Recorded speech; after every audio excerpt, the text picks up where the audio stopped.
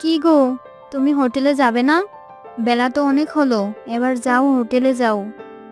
গিন্নি, হোটেলের ব্যবসাটা তো খুব বেশি চলছে না। কি যে হয়েছে, খদ্দের একেবারেই আসছে না। পাশে আবার আর একটা হোটেল হয়েছে, সব খদ্দের ওখানে চলে যাচ্ছে। কি বলো? এটা তো খুবই চিন্তার ব্যাপার। হ্যাঁ, কি যে নিত্য নতুন খাবার ওই হোটেলে বিক্রি করছে। খাবারের দাম নাকি অনেক বেশি, এবং খুব ভালো ভালো জিনিস হোটেলে রান্না করছে। ওই জন্যেই তো লোকজন আমাদের এই চা বিস্কুট আর খেতে আসছে না। কি আর করা যাবে, সৃষ্টিকর্তার উপরে ভরসা রাখো, দেখবা ভালো কিছু হবে। ওদিকে আবার মোড়লের টাকাটাও তো শোধ করতে হবে গিন্নি। মোড়লের টাকাটা নিয়ে আমি আছি খুবই টেনশনে। যাও, গিয়ে আমার গামছাটা নিয়ে এসো। আমি যাই দেখি হোটেলটা খুলি, সৃষ্টিকর্তা কি করে।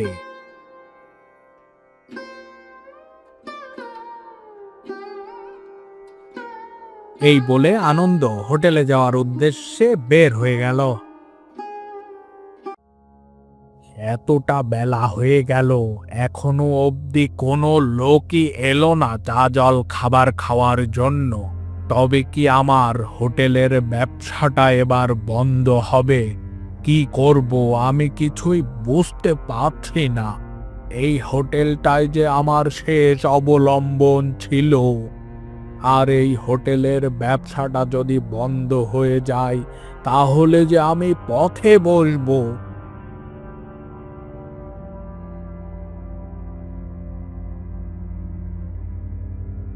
আনন্দ, হোটেলে কি এসেছিস? হ্যাঁ সমু কাকা, হোটেলে তো এসেছি বেশ অনেক আগেই, কাউকে তো দেখছি না। তা বলো, তুমি কোথা থেকে এলে? ওই বাজারের পাশে একটা হোটেল হয়েছে রে। যত লোক তোর হোটেলে চা জল খাবার খেত, সব লোক এখন ওই হোটেলে যায় রে। ওখানে নাকি অনেক ভালো ভালো এবং বিদেশি খাবারও পাওয়া যায়। তাই তো লোকজনের এত ভিড়। আর বুঝিস তো, নতুন হোটেল বলে কথা। হ্যাঁ কাকা, এই জন্যেই আমার হোটেলে কোনো লোকজন নেই। যাই হোক আনন্দ, এক কাপ চা দে।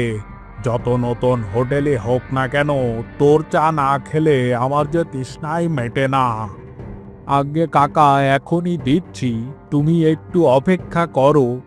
আনন্দ সমকাকার জন্য চা বানাতে গিয়ে গরম চা তার হাতে পড়ে যায় এবং তার হাত ভীষণ বাজেভাবে পড়ে যায়।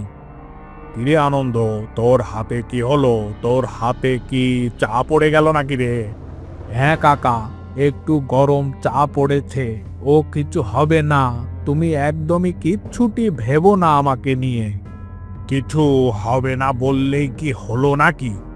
আমি তো দেখছি তোর হাত খুবই বাজেভাবে পুড়ে গেছে।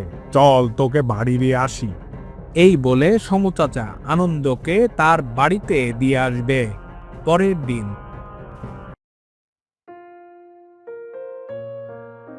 কি গো, তোমার হাতের কি অবস্থা? খুব বেশি ভালো না গো গিন্নি, দিন দিন হাতের অবস্থা খুবই খারাপ হচ্ছে।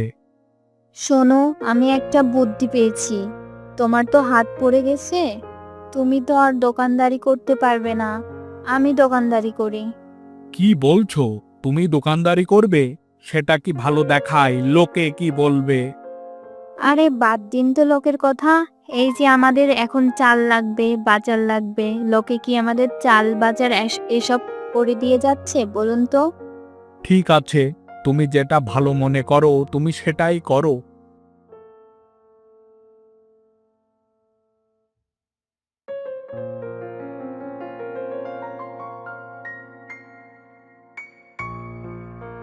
কি ব্যাপার রে? হোটেলে মন খারাপ করে বসে আছিস, কি হয়েছে রে মা? জানেন তো কাকা, মানুষটা একটু অসুস্থ, হাড়টি পুড়ে গেছে, কবিরাজের পেছনে অনেক পয়সা যাচ্ছে, আর আমাদের তো অভাবে সংসার। সেই সকাল থেকে বসে আছি, কোনো বেচা কেনা নেই। পাশে আবার একটি বড় হোটেল হয়েছে, তো এই জন্যই বুঝি বেচা কেনার এই অবস্থা। হ্যাঁ রে মা, এই হোটেলের কথা আমিও শুনেছি, সব নাকি শহরের খাবার রান্না হয়, তাই তো সেখানে ভিড় লেগেই থাকে। কিন্তু আমরা তো কয়েকজন আছি যারা তোমাদের ধরাবান্ধা কাস্টমার। দিনকাল বদলেছে কাকা। এখন আর মানুষ এসব হাবিজাবি খাবার খেতে চায় না। সবাই ভালো ভালো আর দামি দামি খাবার খোঁজে। কি করি বলো তো কাকা, মাথায় কিছুই ঢুকছে না। আমার মনে হয় কি মা, তোর খাবারে কিছুটা পরিবর্তন করা উচিত। সামনে তো বর্ষাকাল আসছে, তুই এক কাজ কর, ইলিশ মাছ ভাজা আর খিচুড়ি কর। তোর হাতের রান্না তো অপূর্ব রে। আমার মনে হয় তুই ভালোই ইলিশ খিচুড়ি রান্না করতে পারবি।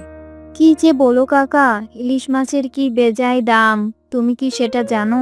আমরা গরিব মানুষ, এত টাকা কোথায় পাবো আমরা? কেন, মিলন তো তোর ওখানে মাছ দিতে আসে। এক কাজ কর, তুই ওর কাছ থেকে বাকিতে ইলিশ মাছ নিয়ে রান্না কর। এরপর পরের দিন না হয় ওর টাকা পরিশোধ করে দিলি।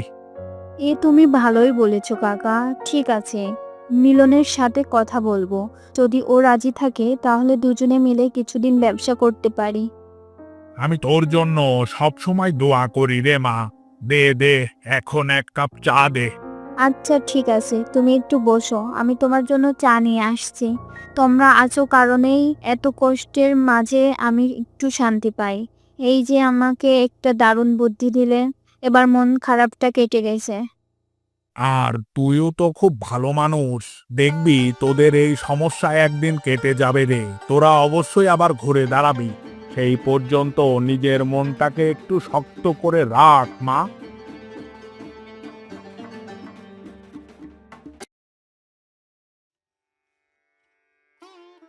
কিরে আনন্দ, বাড়িতে আছিস নাকি রে? আরে মোড়ল মশাই, যে আপনি কেন কষ্ট করে আসতে গেলেন? আমাকে তো খবর দিলে আমি যেতাম। তোর নাকি হাত পুড়ে গেছে, এজন্যই তো আমি কষ্ট করে এলাম। বাজারের লোকেরা বলা বলি করছে, এজন্যই তো আর তোকে খবর দিয়ে পাঠালাম না। আমি কষ্ট করে তোর বাড়িতে হেঁটে এলাম।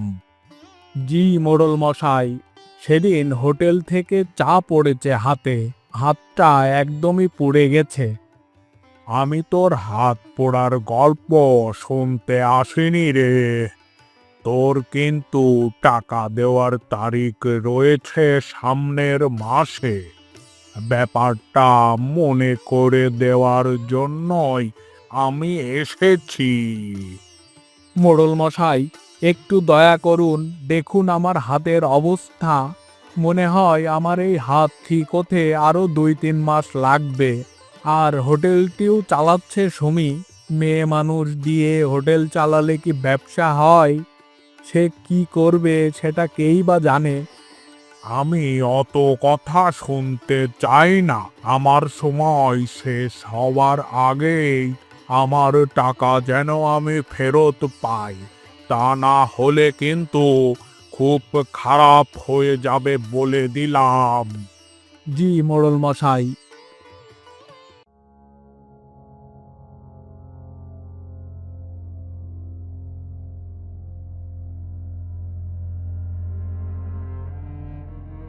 ও বৌদি, দেখো তোমার হোটেলের জন্য একদম টাটকা মাছ নিয়ে আইছি।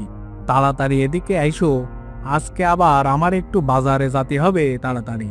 মাছগুলো তো অনেক পরিষ্কার আর সুন্দর, মাত্রই সেই নদী থেকে ধরে এনেছো। তোমার জন্য মাছ ধরে আনতে আমার অনেক ভালো লাগে গো দিদি। তোমাকে আমি নিজের দিদির মতোই মনে করি। তোমাকে একটা কথা বলার ছিল মিলন। হোটেলটা আর চলছে না, আর তাই আজকে সকালবেলা সমু কাকা বুদ্ধি দিল আমি যেন খিচুড়ি আর ইলিশ মাছের ব্যবসা শুরু করি। আরে বা, এ তো খুবই ভালো কথা। তা শুরু করো, আমি তোমাকে না হয় ইলিশ মাছ এনে দেবো। তা তুমি এনে দিতে পারো ভাই, কিন্তু ইলিশ মাছের তো অনেক দাম। এত টাকা আমি তোমাকে একসাথে দিতে পারবো না। দিন দিন হোটেল থেকে যা আয় হবে তখন আমি তোমাকে ইলিশ মাছের দাম শোধ করে দিব। আরে বাবা, ঠিক আছে ঠিক আছে, এইসব নিয়ে তোমার আর একটু ভাবতে হবে না।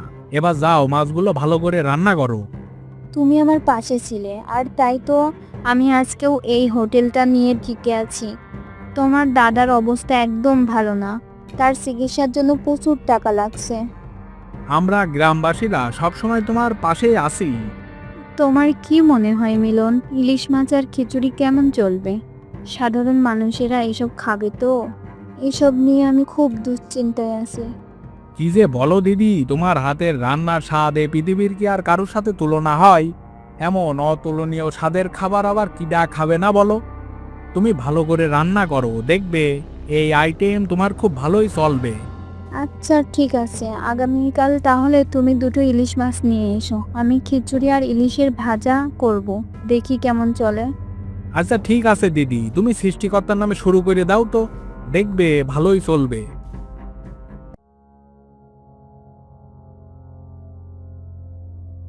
কি ব্যাপার গো, আজকে তোমার ফিরতে এত দেরি হলো যে? আমি সেই সন্ধ্যা থেকেই তোমার জন্য অপেক্ষা করছি, কখন তুমি বাড়িতে ফিরবে। হোটেল তো একদমই বেচাকেনা নেই গো, জানো, কাল থেকে একটা সিদ্ধান্ত নিয়েছি। কি সিদ্ধান্ত নিলে গো গিন্নি? কাল থেকে হোটেলে ইলিশ মাছের ভাজা আর খিচুড়ি করব। সমু কাকা বলেছে পাশে একটি নতুন হোটেল হয়েছে, ওই হোটেল নানা দামি দামি খাবার। ইলিশ মাছ ভাজা আর খিচুড়ি, সেটা কি চলবে গিন্নি আমাদের হোটেলে? চলবে গো চলবে, পাশের হোটেল যদি এত দামি দামি খাবার চলে তাহলে আমাদের কেন চলবে না? ইলিশ ভাজা আর খিচুড়ি। তাহলে তো মাছওয়ালা মিলনের সাথে কথা বলতে হবে। ওইসব নিয়ে তুমি একদমই ভেবো না, আমি মিলনকে বলেছি কাল দুটো ইলিশ দিতে।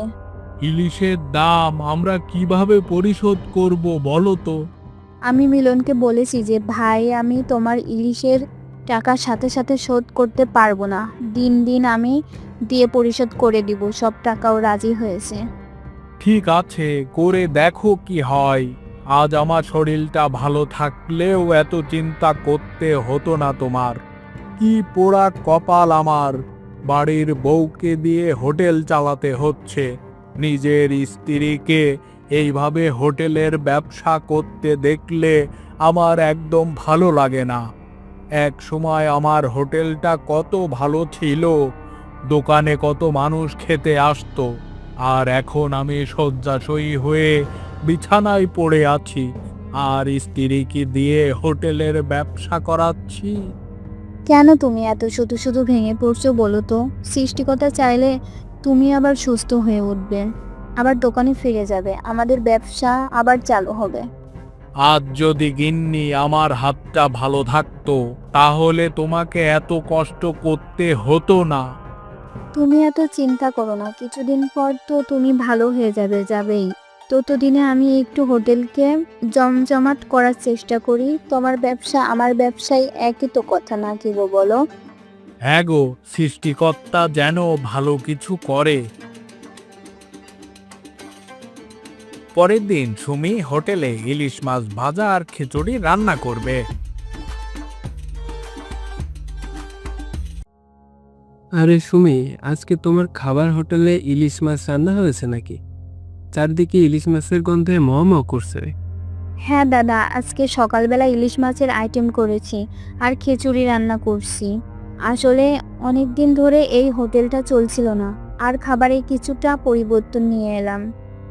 পরিবর্তন হবে, দেখবে তোমার খাবার হোটেল খুব ভালো চলবে। তোমার হাতের রান্নার স্বাদ তো অতুলনীয়। আর দেরি করতে পারতেছে না, দাও দেখি গরম গরম এক প্লেট খিচুড়ি দাও, আর তোমার ইলিশ মাছের ভাজাটা খেয়ে দেখি। আচ্ছা আচ্ছা, আপনি একটু বসুন দাদা, আমি আপনার জন্য এখনই খিচুড়ি আর ইলিশ মাছ নিয়ে আসছি।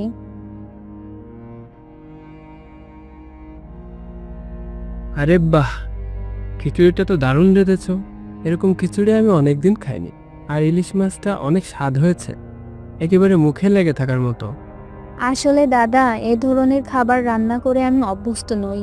সারা জীবন মাছ ডাল ভর্তা ভাত রান্না করেছি, এত বড় লোকদের শাহী খাবার, আর তাই খুব ভয় পাচ্ছিলাম খিচুড়ি আর ইলিশ মাছ কেমন হয় কে জানে। আরে না না, কি যে বলো তুমি! তোমার খিচুড়ি আর ইলিশ মাছ অনেক স্বাদ হয়েছে, একেবারে মুখে লেগে থাকার মতো। তা আমি এখন উঠি, আমার খাওয়া প্রায় শেষ। তা কত টাকা হয়েছে তোমার? মাত্র 100 টাকা দাদা। কি বলো, মাত্র 100 টাকা? 100 টাকায় এত সুন্দর খাবার, এটা কি করে সম্ভব? এই খাবার তো 150 টাকা হওয়া উচিত ছিল। আসলে দাদা, গ্রামের বেশিরভাগ মানুষের গরিব, এত টাকা দিয়ে কি আর ইলিশ খিচুড়ি খেতে পারবে? আর তাই দাম কমিয়ে ধরেছিলাম। ঠিক আছে, আপনি যখন বলছেন তখন এই ইলিশ খিচুড়ির দাম আজকে থেকে 150 টাকায় রাখবো। ঠিক আছে, তাহলে তুমি থাকো, আমি আসি তাহলে।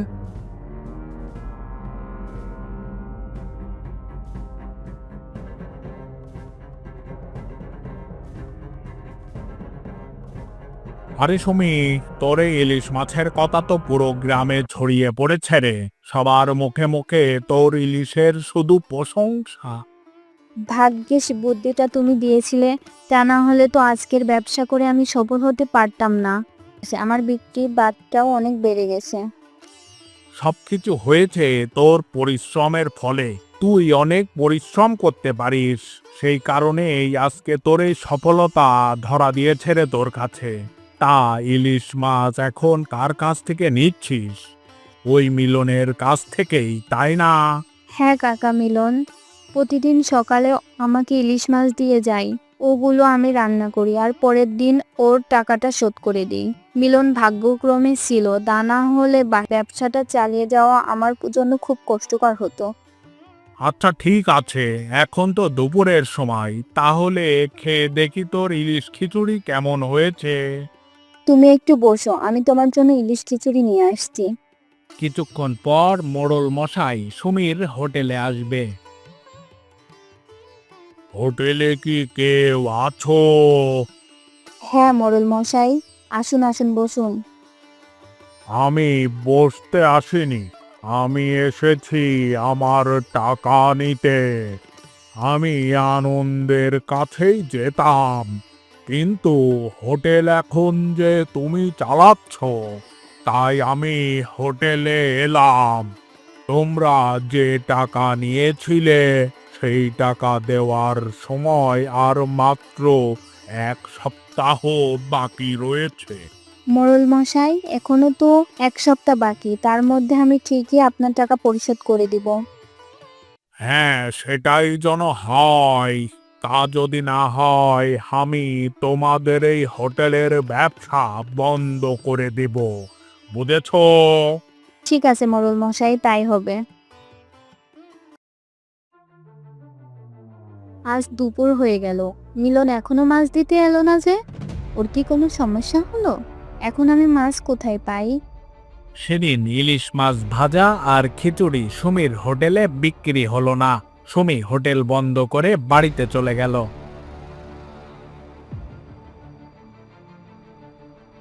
গিন্নি, তুমি একদমই চিন্তা করো না। মিলন হয়তো অসুস্থ, আর তা না হয়তো বা মাছ পাচ্ছে না, তাই ও তোমাকে মালও দিতে পারছে না। হ্যাঁ গো, মাছ না হলে যে আমাদের ব্যবসা বন্ধ হয়ে থাকবে। আজকে হোটেলে মোড়লও এসেছিল, তার পাওনা টাকা চাইতে বলে গেল। আর 1 সপ্তাহ আছে, এর মধ্যে ওনার টাকাটা পরিশোধ করতে হবে। কি যে করব কিছুই ভেবে পাচ্ছি না। এদিকে নদীর ধারে একটি মোটা গাছে একটি শাকচুন্নিকে দেখা যাবে।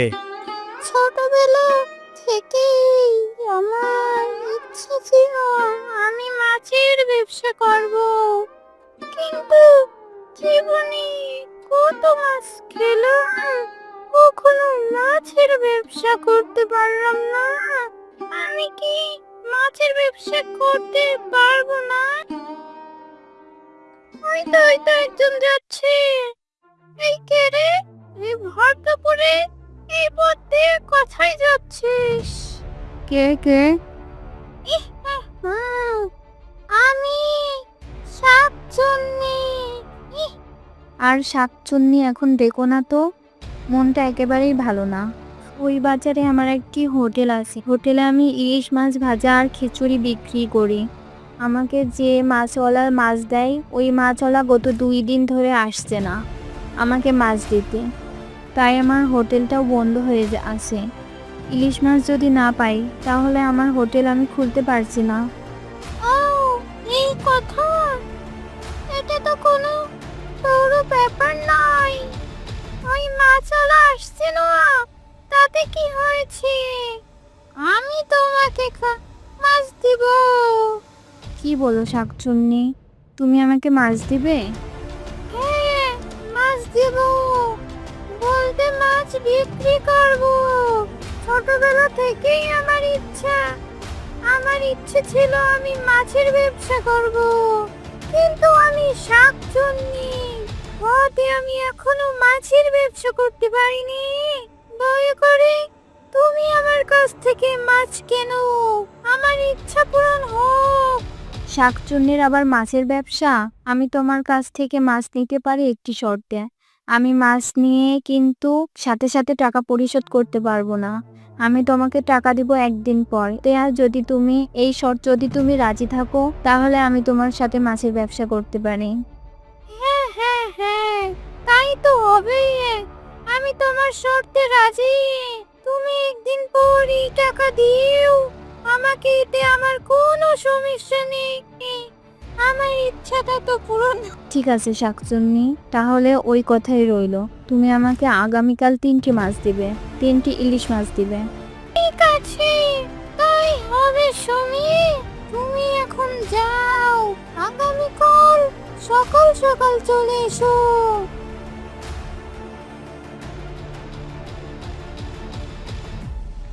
সকালে সুমি শাকচুন্নির কাছ থেকে ইলিশ মাছ কিনতে চলে আসে এবং শাকচুন্নির কাছ থেকে ইলিশ মাছ নিয়ে গিয়ে হোটেলে গিয়ে তার ব্যবসা চালাতে থাকে। আজ তোমার ইলিশ মাছের স্বাদটা খুব ভালো হয়েছে। এত স্বাদের ইলিশ মাছ আমি এর আগে কখনো খাইনি। হ্যাঁ গো মোহন দাদা, সৃষ্টিকর্তা চাইলে সবকিছুই সম্ভব। দেখো না, 2 দিন আমি ইলিশ মাছের অভাবে হোটেল খুলতে পারিনি, এই 2 দিন পর আজ হোটেলটি খুলতে পারলাম। ঠিক আছে, তুমি তোমাদের ব্যবসাটা চালিয়ে যাও। আমার দোয়া তোমাদের জন্য সবসময়ই থাকবে। এই নাও শাকচুন্নি, তোমার ইলিশ মাছের টাকা আমি দিতে এসেছি। এই নাও টাকা, আর শোনো, কাল থেকে তুমি 4টি করে ইলিশ মাছ দিবে। কেন রে, তোর ব্যবসা কি ভালো চলছে নাকি? হ্যাঁ শাকচুন্নি, তোমার কাছ থেকে যে ইলিশ মাছগুলো নিচ্ছি, ওই ইলিশ মাছের স্বাদ নাকি অতুলনীয়। যে একবার এসে হোটেলে খাচ্ছে, সে আবারও আসছে এবং খাবার আবার বাড়িতেও নিয়ে যাচ্ছে। আরে বুঝতে হবে, এটা গভীর নদীর বাছাই করা মাছ। এগুলো কোনো সাধারণ মাছ নয় রে, এগুলো শাকচুন্নির দেওয়া মাছ। ভালো তো হতেই হবে, নদীর সেরা মাছটি বলে কথা। হ্যাঁ গো শাকচুন্নি, তুমি মাছ দিয়ে আমাকে রক্ষা করছো। আমি এই মাছ নিয়ে ব্যবসা করে মোড়লের কাছে ধারের টাকা শোধ করতে পেরেছি। মাছের অভাবে আমার ব্যবসাটি তো বন্ধই হতে চলেছিল। আর শোন, তুই আমার একটু উপকার করেছিস। ছোটবেলা থেকে আমার শখ মাছের ব্যবসা করার স্বপ্ন ছিল রে, সেই স্বপ্ন তুই পূরণ করেছিস। কাল থেকে তোকে আর মাছ নিতে কোনো টাকা দিতে হবে না রে, তুই ফ্রিতে আমার কাছ থেকে মাছটি নিতে পারবি। কি বলো শাকচুন্নি, তুমি সত্যি বলছো? হ্যাঁ রে হ্যাঁ, আমি সত্যি বলছি। তুই যে আমার মাছের ব্যবসা করার স্বপ্ন পূরণ করেছিস, এই জন্য তোর আর কোনো টাকা দিতে হবে না। আরো তোর জন্য আমি নদীর সেরা মাছটা ধরে নিয়ে আসবো। ধন্যবাদ শাকচুন্নি।